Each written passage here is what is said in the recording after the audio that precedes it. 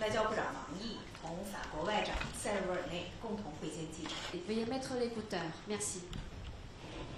各位记者朋友，大家好。La Chine et la France ont une responsabilité particulière vis-à-vis des crises internationales. Vous savez que le rééquilibrage de notre partenariat économique est une priorité, comme elle l'est pour nos partenaires européens. L'Union européenne est un marché très ouvert, plus ouvert au monde, mais les déficits actuels avec un certain nombre de pays dont la Chine ne sont pas soutenables pour nous, et nos échanges doivent aussi reposer sur une base saine et durable. Vous le savez, c'est une réciprocité, des règles partagées et appliquées à tous.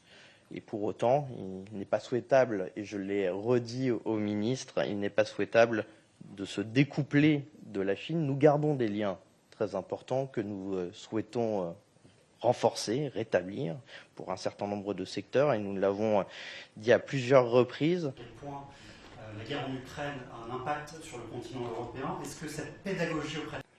我相信啊，事实已经必将继续证明，中国对欧洲是机遇而不是风险，双方是伙伴而不是对手。当然，我们理解欧洲提出来去风险这个概念的背景和你们的这种考虑。我们相信啊，这个去风险不是针对特定国家的。同时呢，也不应该违反世贸组织的规则。当然，我们更不希望去风险的概念给企业家们、给商界的朋友们带来一种负面的和消极的这种预期。我想这也不是欧洲的本意。